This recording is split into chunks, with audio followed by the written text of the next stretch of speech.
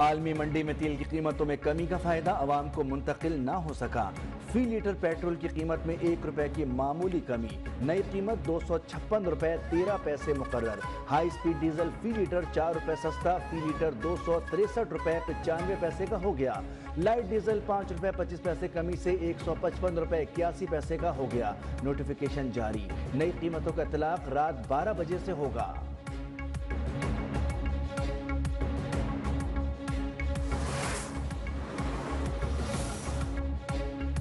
بانی P T I کا 26ویں آئینی ترمیم کے دن غائب رہنے والے ارکان اسمبلی کو پارٹی سے نکالنے کا فیصلہ۔ ذرائع کے مطابق بانی نے زین قریشی کے سوا غائب ارکان کو نکالنے کے لیے پارٹی کی سینئر قیادت کو پیغام بھیج دیا۔ غیر حاضر ارکان اسمبلی کو نکالنے کا نوٹیفیکیشن جاری کرنے کا حکم۔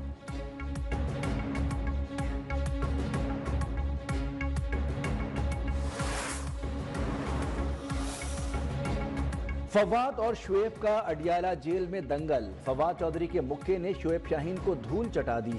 شعیب شاہین کو زمین پر گرنے کے باعث بازو پر چوٹ آئی۔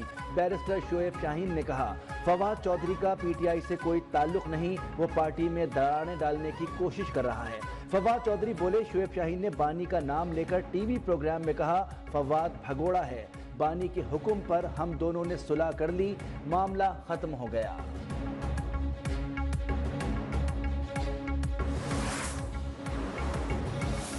فواد چودھری ایک بھگوڑا ہے، وہ ایک ٹاؤٹ ہے اور اس کا کوئی تعلق نہیں ہے پی ٹی آئی سے۔ اور یہ پیغام میں نے آج سے 1.5 مہینہ پہلے، تقریباً 1 مہینہ 1.5 مہینہ پہلے خان صاحب کا پریس کانفرنس کے ذریعے پہنچا دیا تھا۔ پی ٹی آئی رہنما شعیب شاہین کی فواد چودھری سے صلح کی تردید، اڈیالہ جیل کے باہر لڑائی کا قصہ نیوز 1 کے پروگرام نیوز ٹوڈے ود منصور اعظم قاضی میں بتا دیا۔ کہا، فواد کا پی ٹی آئی سے کوئی تعلق نہیں، بانی کو اس واقعے کا علم نہیں، انہیں ساری حقیقت میں نے بتائی۔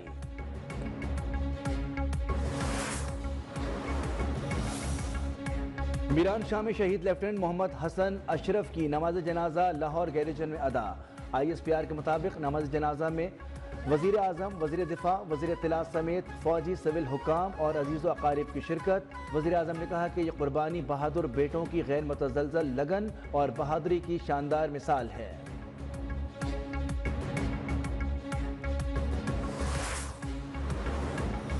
افغان طالبان اور کالعدم ٹی ٹی پی گٹھ جوڑ بے نقاب، افغانستان میں 2 درجن سے زائد دہشت گرد گروپ متحرک، دشمنوں کو کالعدم طالبان کی بھرپور حمایت حاصل۔ اقوام متحدہ کی رپورٹ جاری، پاکستانی موقف کی تائید، پاکستانی سیکیورٹی فورسز کی اعلیٰ کارکردگی کی بھی تعریف۔ رپورٹ کے مطابق 2024 میں کالعدم ٹی ٹی پی نے پاکستان پر 600 حملے کیے۔ کنڑ، ننگرہار، خوست اور پکتیا میں ٹی ٹی پی کے ٹریننگ کیمپس قائم۔ افغان طالبان کی جانب سے ٹی ٹی پی کو ماہانہ $43,000 دیے جاتے ہیں۔ رپورٹ میں مجید بریگیڈ کو بھی افغانستان سے مدد کا انکشاف۔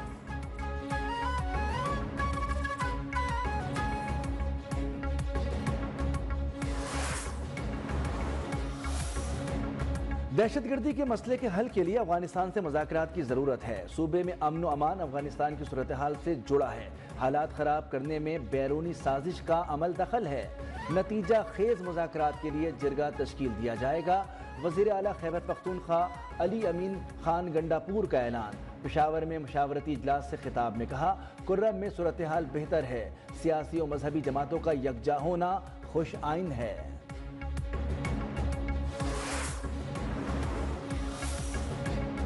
سوشل میڈیا کے ذریعے نوجوانوں کو گمراہ کیا جا رہا ہے، نوجوانوں کو ریاست کے خلاف سازشوں کا ادراک ہونا چاہیے۔ وزیر اعلیٰ بلوچستان سرفراز بگٹی کی لزویلا زرعی یونیورسٹی کے طلبہ سے گفتگو، کہا تعلیمی اداروں کو ریاست مخالف عناصر کی نرسریاں نہیں بننے دیں گے، دہشت گردی کے خلاف پوری قوت سے لڑنا ہوگا، طے ہے دہشت گردی کے خلاف جنگ میں جیت ریاست کی ہوگی۔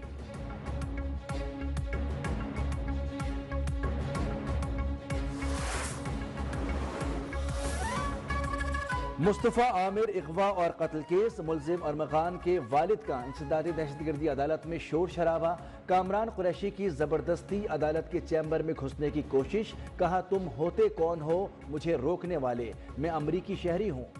کوٹ پولیس سے بدتمیزی، دھکے بھی دیے، عملے کو دھمکیاں، جج سے ملاقات کی ضد، عدالت ملزم شیراز کو 21 فروری تک جسمانی ریمانڈ منظور کر دیا۔ ریمانڈ پر پولیس کے حوالے کیس میں غفلت برتنے پر 3 افسران معطل، مقتول کی والدہ کا بیٹے کی خبر کشائی کے لیے عدالت سے رجوع۔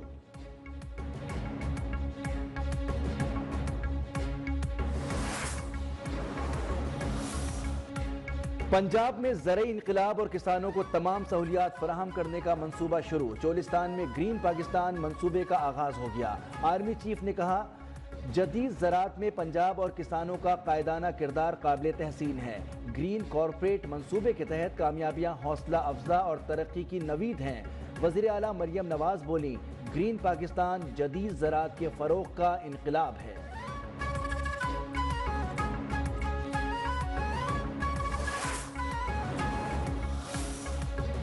بانی پی ٹی آئی کئی بار کہہ چکے وہ ڈیل کے تحت باہر نہیں آئیں گے۔ سلمان اکرم راجہ نے واضح کر دیا۔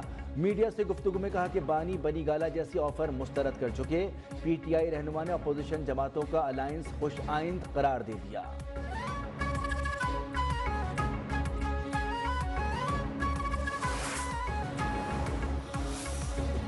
بار بار آرمی چیف کو خط لکھنے پر وفاقی وزیر احسن اقبال کی تنقید۔ کہا، اگر وہ سنجیدہ ہیں تو وزیر اعظم کو خط لکھیں۔ بار بار آرمی چیف کو خط لکھ کر فوج کو سیاست میں شامل کرنا چاہتے ہیں۔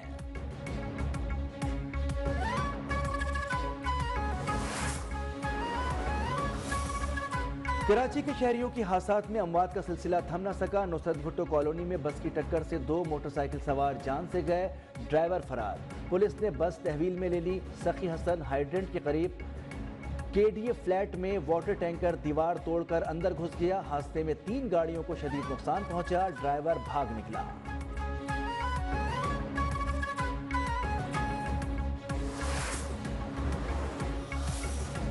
اسلام آباد اور راولپنڈی میں زلزلے کے شدید جھٹکے، لوگ کلمہ طیبہ کا ورد کرتے ہوئے گھروں سے باہر نکل آئے۔ آزاد کشمیر، سمہانی، بھمبر، دھیر کوٹ، مری اور چکوال میں بھی زلزلے کے جھٹکے محسوس کیے گئے۔ زلزلہ پیما مرکز کے مطابق زلزلے کی شدت ریکٹر اسکیل پر 4.8 تھی اور گہرائی 17 کلومیٹر ریکارڈ کی گئی۔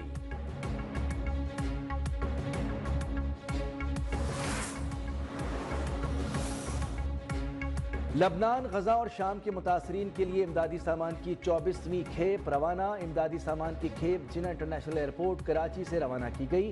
مجموعی طور پر 1861 ٹن امدادی سامان بھجوایا جا چکا۔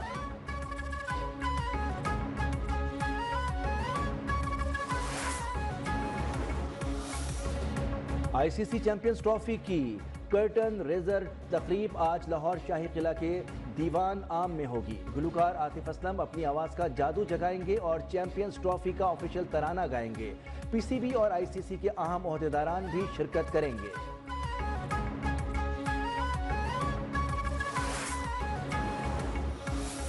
افغانستان کی کرکٹ ٹیم کراچی پہنچ گئی۔ ایئرپورٹ اور ہوٹل میں کھلاڑیوں کا شاندار استقبال۔ افغان ٹیم کو سندھ کی روایتی اجرک بھی پہنائی گئی۔ چیمپئنز ٹرافی سے قبل Afghanistan New Zealand warm up match کھیلیں گے۔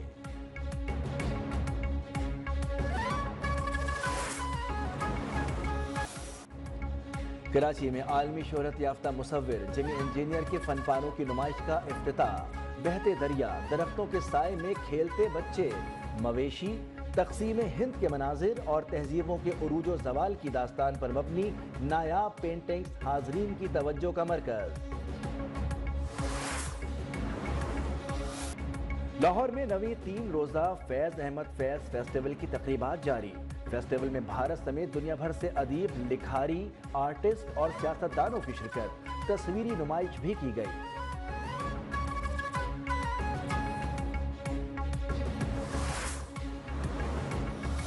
لاہور میں ہارس اینڈ کیٹل شو کی رنگا رنگ تقریبات جاری۔ باغ جناح اوپن ایئر تھیٹر میں children festival, special international super hero, circus, بچوں کے لیے جھولے، کھانے کے اسٹال شہریوں کی توجہ کا مرکز بنے رہے۔